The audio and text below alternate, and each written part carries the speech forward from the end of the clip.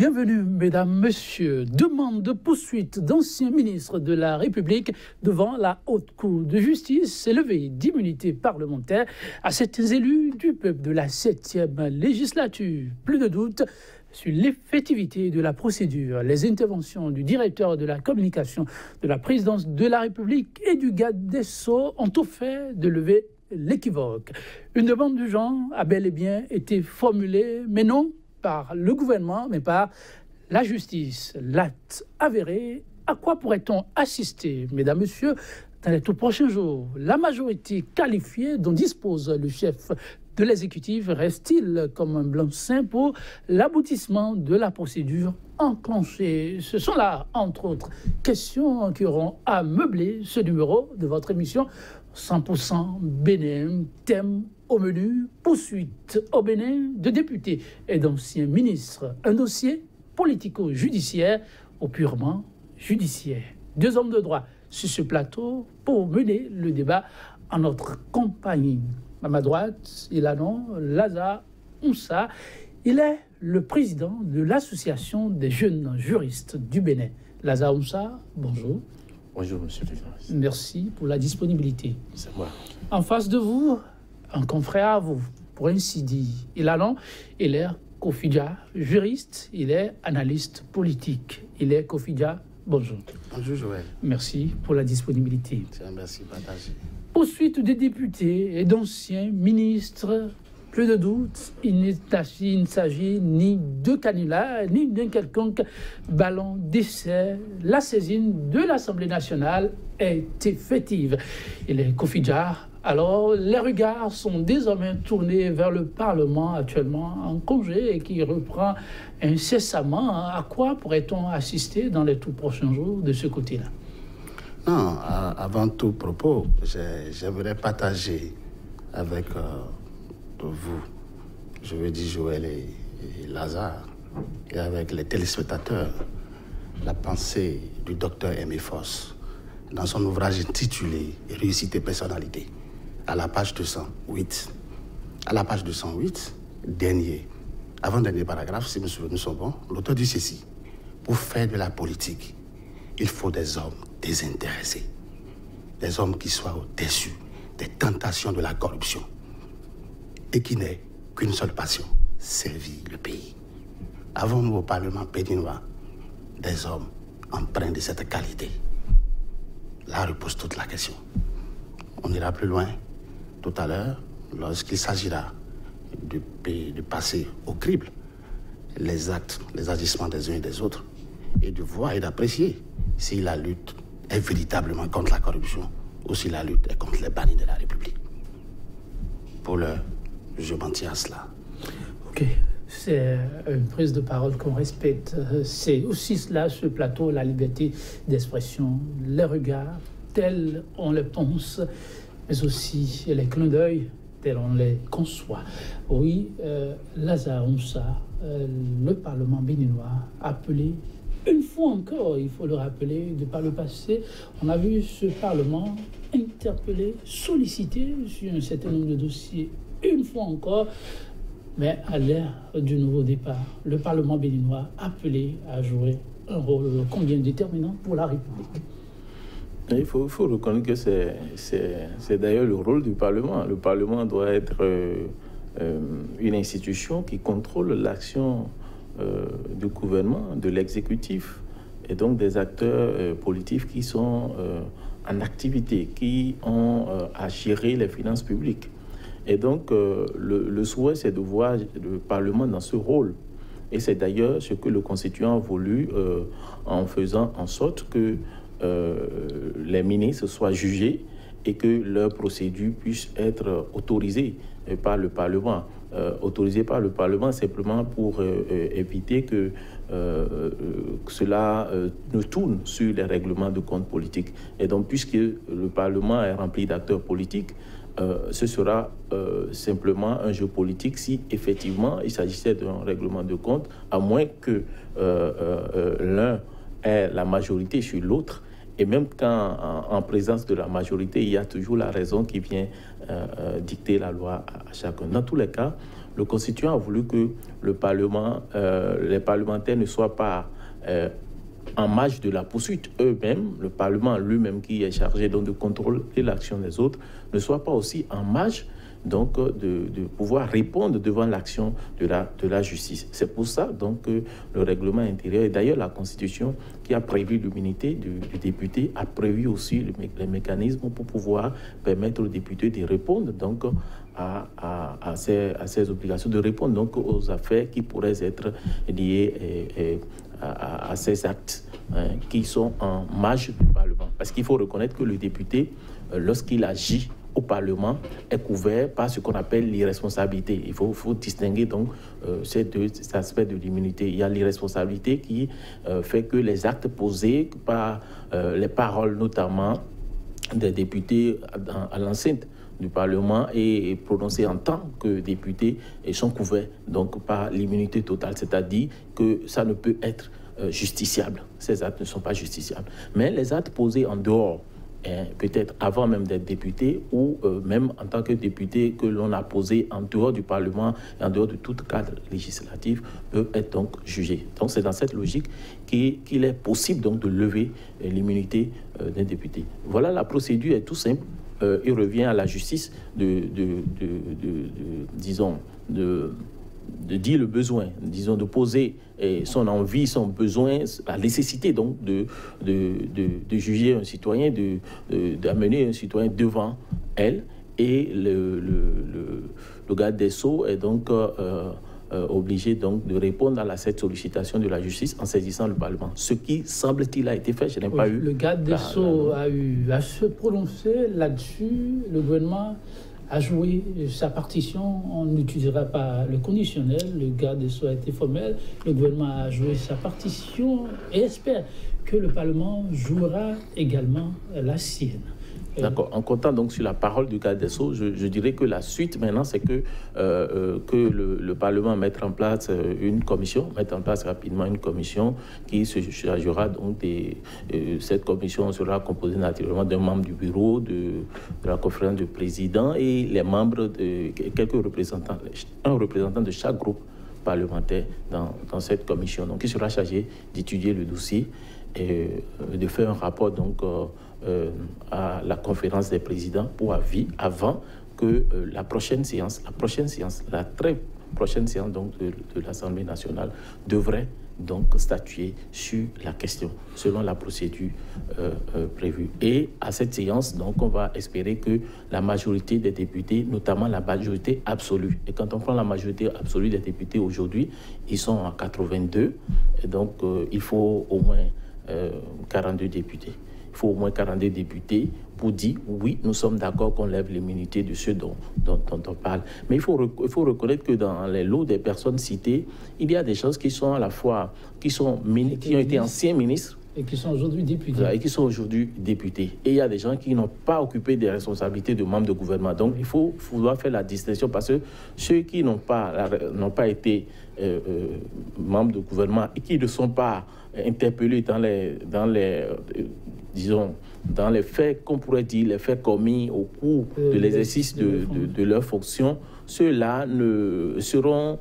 juste après la levée d'immunité, seront remis à la justice pour répondre de leurs faits. Par exemple, le cas de l'honorable Atao Renouho pourra répondre directement et si la levée d'immunité est prononcée. Par contre, les autres qui ont été membres du gouvernement et qui sont jugés, qui veulent être jugés comme tels, doivent revenir devant le Parlement encore pour la procédure indiquée donc par la Constitution, c'est-à-dire la procédure devant la Haute Cour de justice. Aujourd'hui, députés. Voilà, ça. oui.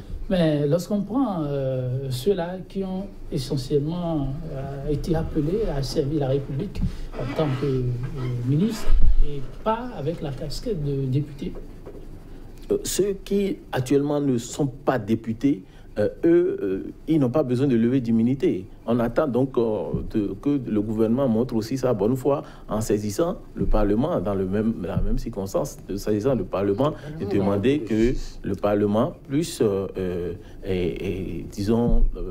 faire la poursuite. Parce que c'est le président de la République qui saisit le Parlement et demande la poursuite d'un ancien ministre. c'est la pratique constitutionnelle. Il faut reconnaître que le règlement intérieur de l'Assemblée nationale n'a pas précisé qui, à qualité, a saisi le Parlement pour demander la poursuite d'un ministre, d'un membre de gouvernement. Mais la pratique constitutionnelle depuis Renault démocratique nous a révélé que le président de la République est généralement celui qui saisit le Parlement.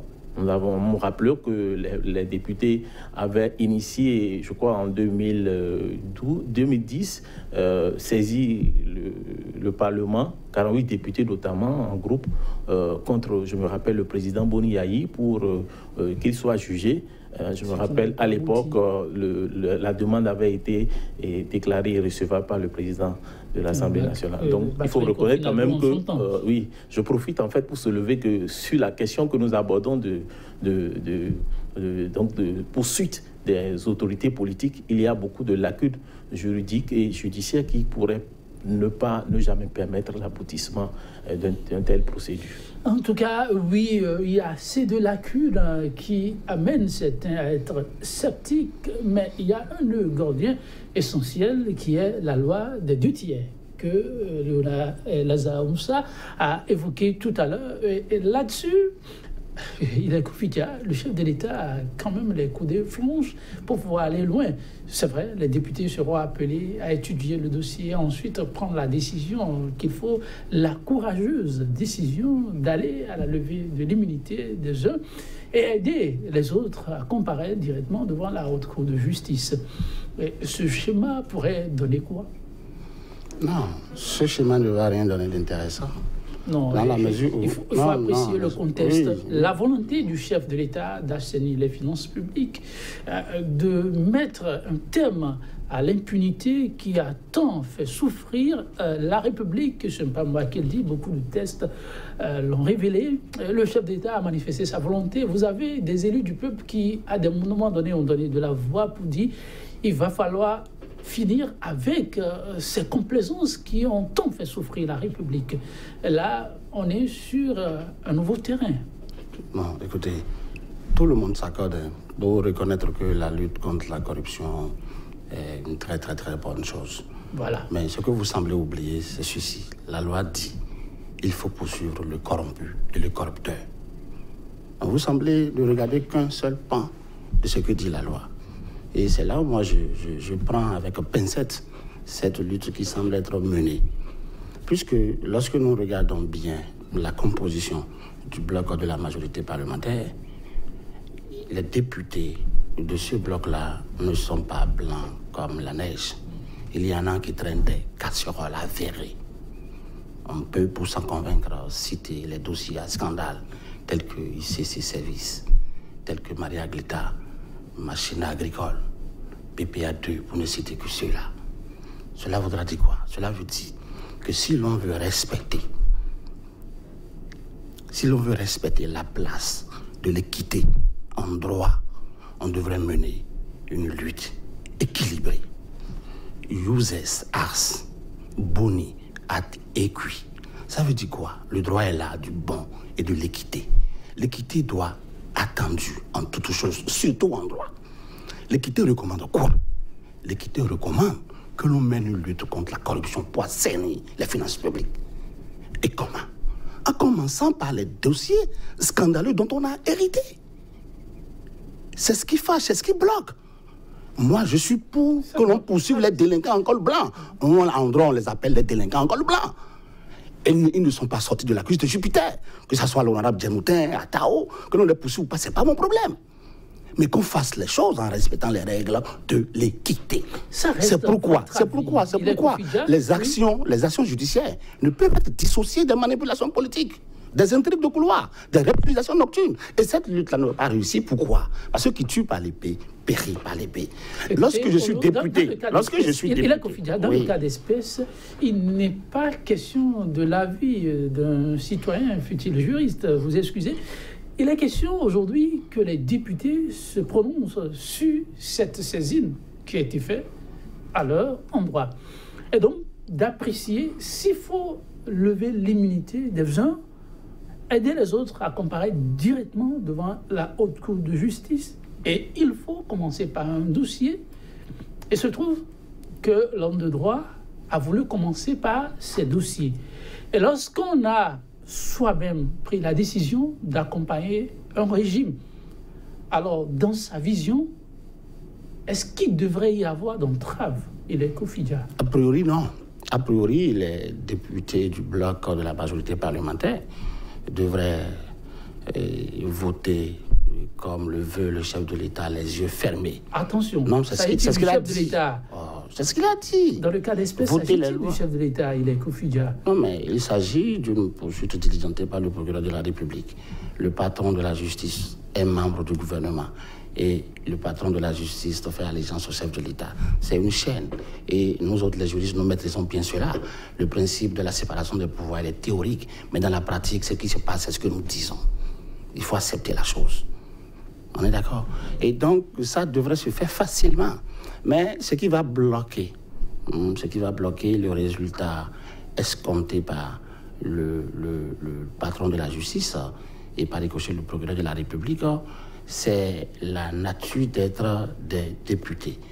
Lorsque je ne me sens pas en odeur de sainteté vis-à-vis de ma conscience par rapport à ce qu'on reproche à mon autre collègue, aurais-je le courage de voter contre lui? À moins qu'on choisisse un vote à bulletin secret. Ça peut marcher. Mais si c'est un vote à bulletin non secret, il sera difficile. Il sera difficile pour moi qui sais que je suis autant fautif que mon collègue, chez qui on veut aujourd'hui qu'on lève l'immunité, de voter contre lui. On a vu par le passé le président Yahi Boni solliciter la levée de l'immunité du député Issa Salifou. Ça n'a pas prospéré. On a vu avec Barthélémy Kassa l'affaire PPA2 où la justice a déclaré de motu proprio qu'il y a non-lieu. Voyez-vous? Donc, et ce sont ces situations qui font que nous doutons de la bonne foi et du pouvoir en place. Parce que l'état de droit a été conçu pour favoriser et protéger l'individu et non pour brimer l'individu. Moi, je suis obligé de déposer le droit dans ma main gauche et de garder la politique dans la main droite pour décrypter et la levée de l'immunité de ces trois députés. Maintenant, ce que je m'avais dit, ce que je m'avais ajouté pour finir, c'est ceci. Lorsque on demande la levée de l'immunité de député, cela voudrait dire qu'on ne veut pas seulement l'écouter. Les faits sont supposés ou les soupçons sont certainement avérés qu'on va forcément le poursuivre, l'arrêter. Ça, on apprécie. Non, puisque la loi, puisque si c'est pour l'écouter, on n'a pas besoin de demander l'immunité du député. Si ce n'est que pour l'écouter, on n'a pas besoin de demander la levée de son immunité. Puisque l'article 90 que mon jeune confrère Lazare, et que je reçois ici avec brio et avec fierté, a bien expliqué, et de la Constitution du 11 décembre 1990, dans ses suivants alinéas, a bien expliqué les cas dans lesquels on peut poursuivre le député, les cas dans lesquels on ne peut pas ne pas le poursuivre. On n'a pas besoin d'être agrégé en français pour comprendre cela. La Constitution est rédigée en français, on n'en a pas besoin. C'est clair. Donc, si ce n'est que pour les écouter sur des dossiers brûlants ou dont on estime que leur participation est lointaine ou proche, on n'a pas besoin de solliciter la levée de leur immunité. Cela voudra dire, lorsqu'on a sollicité la levée de leur immunité, cela suppose que les faits à eux reprochés sont tellement avérés, ou les soupçons sont tellement avérés, que le procureur de la République a décidé alors et de les traduire. Ça, oui, c'est un peu malheureusement l'amalgame qui s'installe autour de ce dossier. C'est pratiquement le sous-droit du citoyen lambda. Maintenant, quand on entend le juriste aussi émettre quelques réserves, on est comme un peu perdu, parce que beaucoup voudraient bien voir l'issue de ce dossier, mais il faut en même temps souligner que le contexte n'est pas le même. Il est vous-même qui avez évoqué, de par le passé, certains cas, le cas du chef de l'État, l'ancien Thomas Bouliaï, le cas Issa Salifou, pour ne citer que ces cas-là. Mais aujourd'hui, l'environnement politique, même à ce qui paraît judiciaire, n'est pas le même.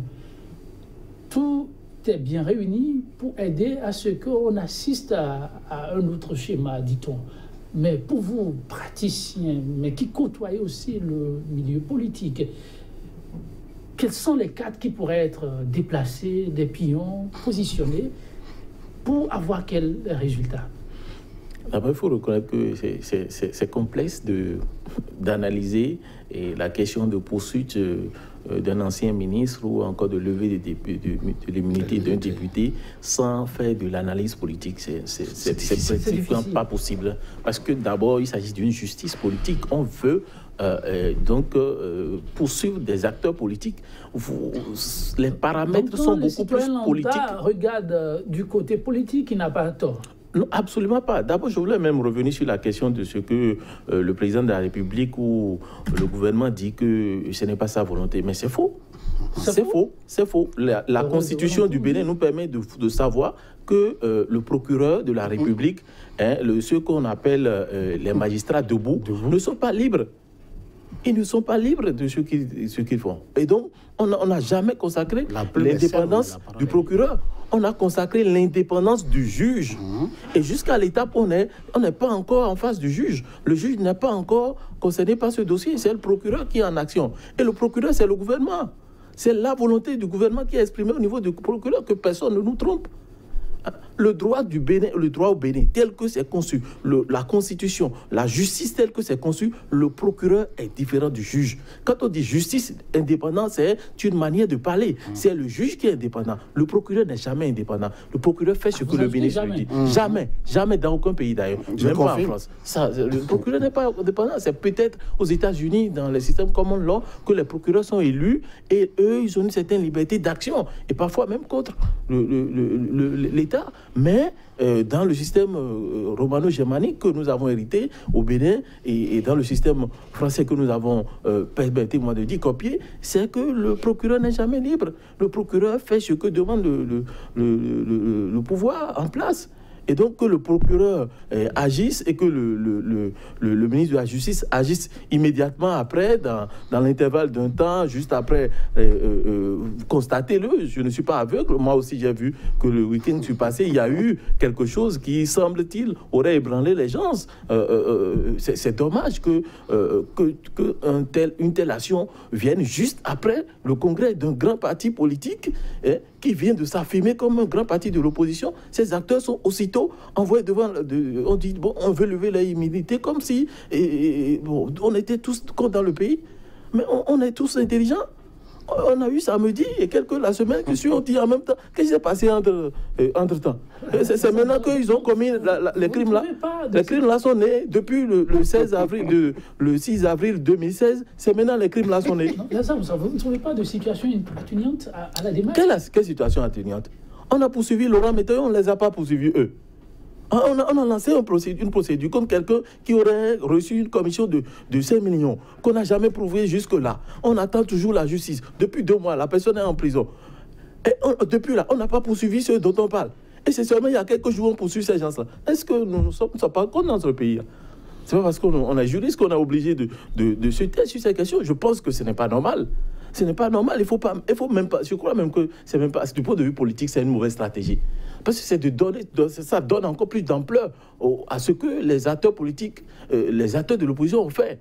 Désormais, les yeux sont braqués sur eux. Ça veut dire qu'ils ont fait quelque chose. Le gouvernement montre que ce qui s'est passé le samedi là, que ça les a ébranlés. C'est comme si on allait crier quoi. C'est une manière bon, je n'ai pas rien à faire. La seule chose que j'ai fait là, je les poursuis.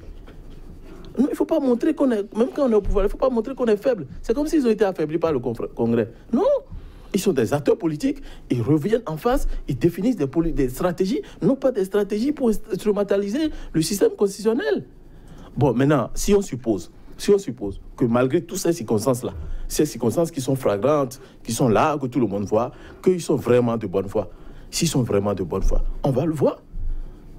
On va le voir au niveau du vote. Parce qu'il ne suffit pas d'avoir la majorité pour que les députés aient voté, parce qu'eux-mêmes, ils savent qu'ils ont des casseroles, comme l'a dit mon cher aîné, qu'ils ont des casseroles.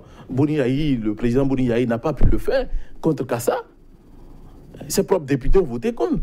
Et ce n'est pas cette majorité composée des gens qui ont des affaires, qui ont été entre-temps qui ont été objet de poursuite et qui n'ont pas prospéré, des gens qui ont subi aussi l'épreuve de la tentative de levée d'immunité, comme Kassa, et qui sont dans cette bloc de majorité-là, c'est ceux-là qui viendront voter. Ils viendront voter quoi? Ils viendront voter quoi? Va attendre de voir. Attendons de voir, en tout cas, le quotient de confiance entre le bloc de la majorité parlementaire et le chef de l'État, ces derniers temps-ci, n'est pratiquement plus à marchander. Et il y en a qui, trop tôt, déjà ont demandé à ce que tous ceux-là qui ne se reprochent rien puissent se présenter devant la justice. Le cas Atao Renonro, autour du dossier faux médicaments, a fait école avec l'honorable Louis Vlavonou, qui était surpris des allégations faites à l'endroit de son collègue, mais qui l'invitait déjà expressément à se prononcer devant la justice. L'homme n'a pas pu le faire. Où est-il depuis peu? Plus de ces nouvelles, n'est-ce pas? Il est Kofidia, le moment rêvé, pour permettre à tous ceux-là, justiciables au-delà de tout, de pouvoir faire amende honorable. Écoutez, et lorsque on préside une république, il faut user du pouvoir d'État avec parcimonie. Et je le dis d'autant plus que si donc l'État était voyou, j'affirme sans conférer, j'assume mes propos. Non, laisse-moi. Non, s'il vous plaît. Pourquoi oui. Non, mais la démarche... Bon, tu m'as vu venir, ok, je continue. Je ne dis pas. Merci beaucoup. Je garde ça pour moi. Donc, vous m'avez dérouté. Non, je ne pas dérouté. Donc, je disais que le pouvoir, il faut en user avec parcimonie.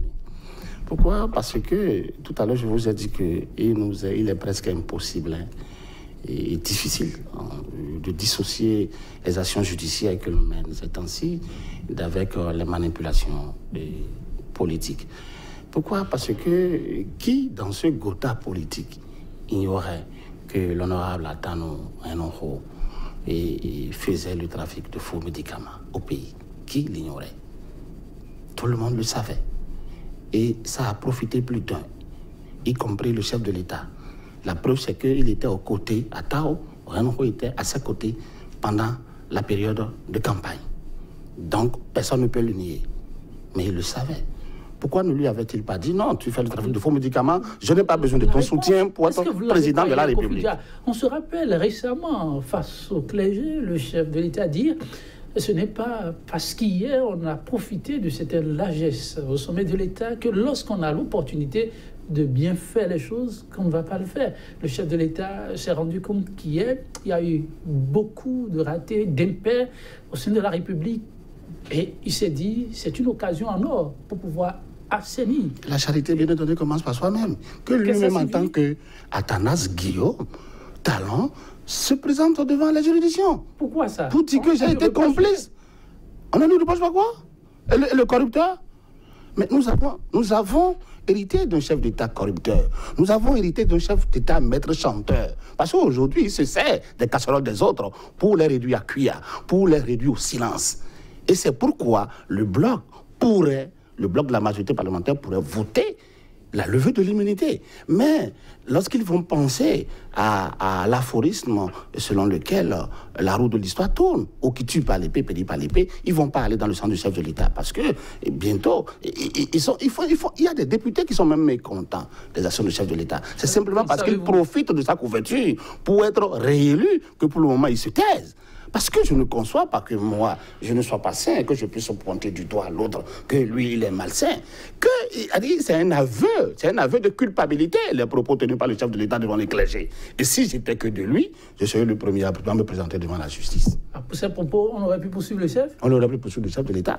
Parce que si on doit investiguer, si on doit fouiller son passé, mais les casseroles chez lui sont vraiment gigantesques. On ne pourra même pas pu. Ce qu'il a pris à l'État béninois, c'est énorme. C'est énorme. C'est pourquoi je vous dis que c'est une fausse lutte. Elle est malmenée. La personne qui est en train de la mener n'est pas du tout indiquée. Sinon, dans 5 ans, si on y prend garde, le président qui viendrait alors demanderait au chef de l'État alors de se présenter devant la justice pour justifier de leur gestion. Et la dernière raison pour laquelle les députés du bloc parlementaire ne feront pas le jeu de leur chef est ceci. Et ça dit que depuis le 6 avril 2016 à ce jour, tous les acteurs politiques de la rupture sont sains. ils n'ont jamais fait quoi que ce soit qui cas, puisse frôler un détournement de deniers publics ou entacher de quoi que ce soit. Interpeller, date officielle interpellant ici YZ de comparaison. Mais la méthode elle est mauvaise puisqu'il faut poursuivre de façon... Il faut ranger les dossiers de façon... Il faut traiter les dossiers en crescendo et non en décrescendo. Il ne faut pas commencer par les opposants à la rupture. C'est ce qui nous fâche ça. Sinon, comment comprendre que le député Djanoutin et l'autre seraient mêlés à une mauvaise gestion de la filière coton, ce qui date de longtemps. Or, le coton, comme je l'ai dit, sur Canal 3 est la propriété privée du chef de l'État. Et depuis, on ne les a pas cités. On a attendu que le congrès des FCBE se fasse à Parakou. Congrès auxquels ils n'ont pas cru et comptant sur les intrigues, leur utilisation pour faire échouer le congrès. Un congrès qui a l'allure d'un meeting politique du jamais vu au Bénin. Mais le pouvoir de Yahi, autant pour moi, le pouvoir de Talon a révélé le bon côté de la gestion de Yahi. Le pouvoir de Yahi, le pouvoir de Talon, autant pour moi, bientôt 2 ans, a révélé les bons côtés et que Dieu nous pardonne du pouvoir de Yahi. Sinon, comment comprendre que tous ceux-là sont venus? Et c'est juste au lendemain, quelques jours après, qu'ils ont estimé qu'il est utile maintenant, donc nécessaire, de poursuivre ces députés du bloc de la minorité, qui sont à part entière membres du bureau exécutif de FCBE. Bon, excepté Ataho Renouho, c'est vrai. Non, Ataho Renouho, lui, c'est un cas particulier. Mais il est de l'opposition. À cela, il est Kofi-Dia, Lazare, Moussa, un certain nombre de griefs. On reproche à cette, comme l'a mentionné tout à l'heure, il est Kofi-Dia une certaine mauvaise gestion au niveau du dossier du coton, cas de la société de gestion Sonapra. À d'autres, ce sont des concours frauduleux, pour parler Boubacar Yaya, et le dossier de faux médicaments pour Ataho Renouho, et puis l'ancien agentier Kobi Kouché, chez qui on aurait retrouvé de l'argent. En tout cas, l'homme, en son temps, pour restituer les faits, serait celui qui a eu à interpeller un certain nombre de citoyens qui auraient posé des actes pas trop crédibles à ses yeux. Mais autour de ce dossier, il y avait une forte somme d'argent. Voilà. Oui, de ce dossier... ça, pour commencer par le dernier, beaucoup se demandent, vous, hommes de droit, vous allez pouvoir nous éclairer. L'agentier était celui qui, entre-temps, avait porté plainte. Aujourd'hui, c'est l'État qui porte plainte. Comment lit-on un dossier du genre? Bon, pour être véridique, c'est que, au fond, l'État est dans son droit. S'il est avéré que, effectivement, M. Komi Kouché, ancien ministre, a eu effectivement à garder par-dessus lui une telle somme. 700 millions. Je pense, de 700 non, attention. Sur le gouvernement. Selon le gouvernement. Oui, c'est ça que j'ai dit. Parce que selon le procès verbal, c'est 95 millions. Voilà, donc... Okay. Donc, en tout cas, les sommes qui ont été, semble-t-il, évoquées par la justice, c'est 700 millions. Si une telle somme, effectivement, a été gardée par-dessus lui, c'est une infraction et il faut que la justice... Seulement que la question que l'on se pose, c'est que l'individu s'est plaint de ce qu'il y a eu vol et tout ça. Maintenant, depuis ce moment, on est venu en 2016, 6 avril 2016, jusqu'à 2 ans après. Et subitement, on se rappelle, la justice se rappelle brusquement de ce qu'il y a eu des propos. Pourquoi dites-vous brusquement? Mais vous ne sentez pas que les propos là datent il y a plus de 3 ans? Non, ça c'est vrai. Mais le brusquement intervient pourquoi? C'est brusquement. Il y a eu un samedi qui était passé entre-temps. Il y a eu un samedi où il est officiellement sur une liste de membres de partis politiques de l'opposition. Et donc, du coup, on s'est rappelé brusquement qu'il avait dit telle chose. Et encore qu'il faudra vérifier tout ce qui a été dit. Mais de toute façon, il faut constater que ça, ce n'est pas l'action de la vraie justice. Justice au sens du mot justice. Ah bon? Justice au sens du mot institution. Ce qui se fait là, ça peut être appelé instrumentalisation de la justice. Ça, c'est le vrai sens qu'on peut donner. Pour des faits qui se sont déroulés il y a plus de 3 ans et qui ne sont pas nouveaux et qu'il n'y a rien de nouveau qui se soit passé dans ces derniers jours du point de vue de la justice, du point de vue pour aggraver l'infraction. Il n'y a eu aucun élément nouveau dans ces derniers jours et que c'est brusquement la justice se réveille, on dirait qu'elle dormait. Peut-être que la fin de la grève les a donné plus d'énergie brusquement, si c'était la justice. Ça, je crois pas, parce que ça, la justice, ça c'est l'instrumentalisation du système judiciaire que l'on a mis en place parce que simplement le gouvernement a la main sur le procureur de la République et ce n'est pas extraordinaire, ce n'est pas une mauvaise chose, c'est la loi qui a prévu que le procureur soit donc sous les instructions du garde des Sceaux. Ce n'est pas un truc qui est caché et ce n'est pas non plus de la fraude, non.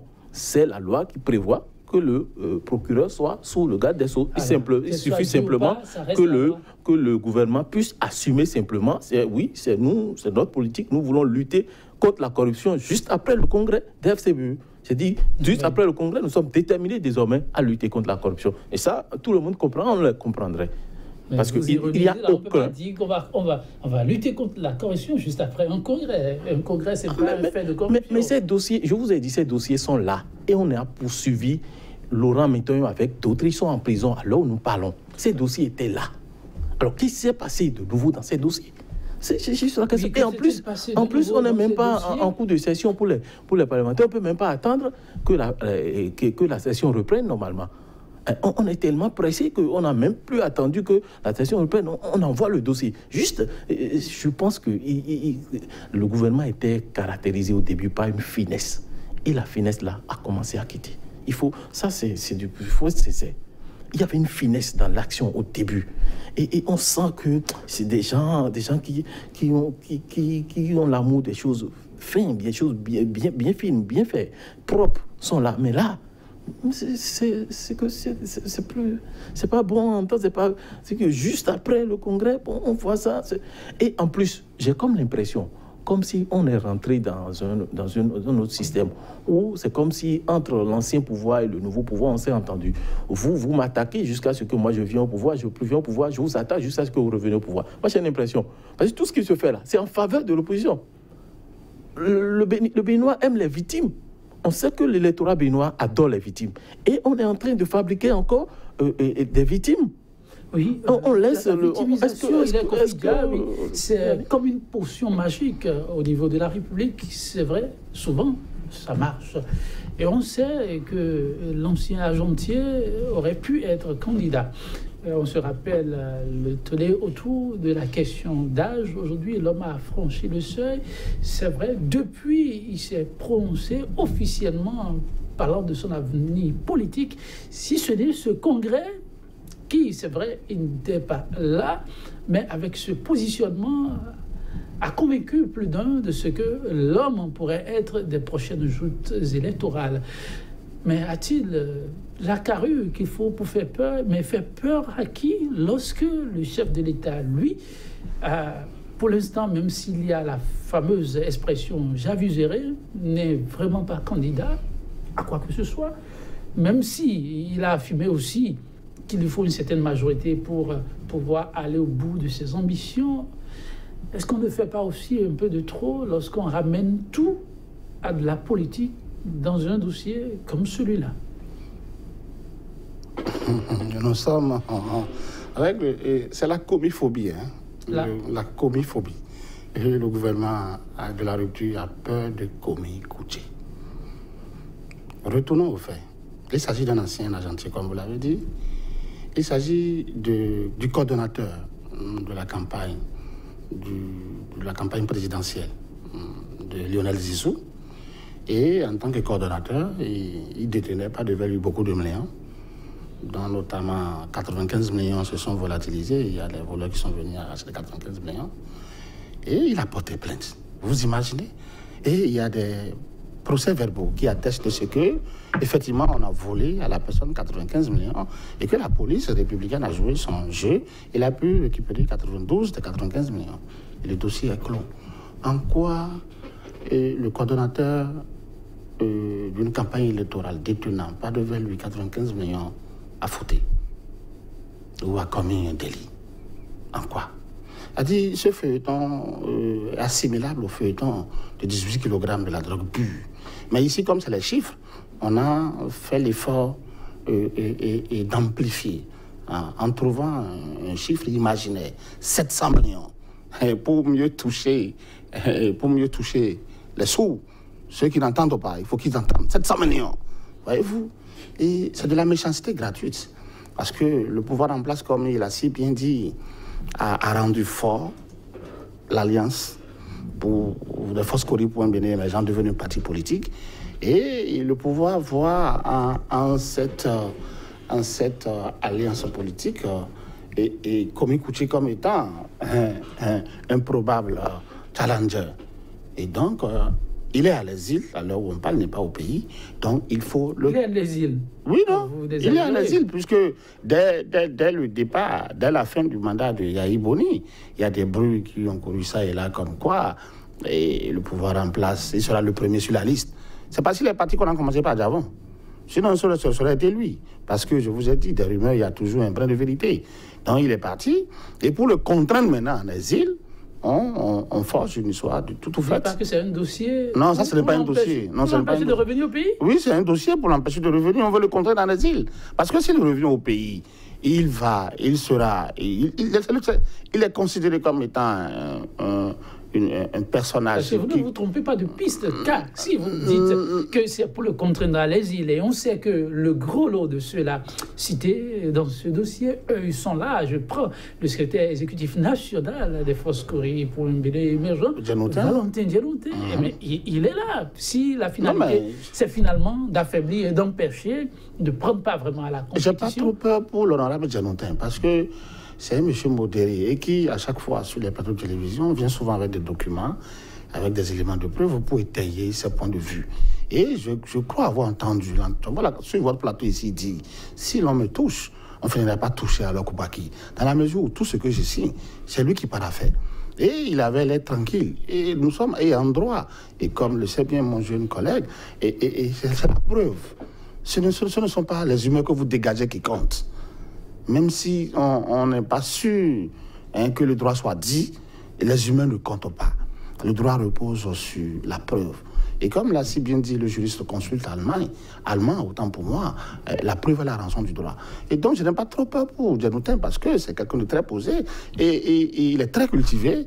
Même que vous soyez riche ou pauvre, que vous soyez cultivé ou illettré, roi ou balayeur, devant la justice, vous avez le pouvoir de vous défendre. Et lui, dans sa posture, je veux bien le voir se défendre. Je vois qu'il n'a pas fait ça. Ce dossier, quelle pourrait être vraiment son évolution avec la coloration que beaucoup voient et que vous semblez aussi voir à travers ce dossier? Le citoyen voudrait bien sûr le refuser de croire que c'est cela, mais si ce dossier a cette coloration, quelle pourrait finalement en être l'évolution et l'issue?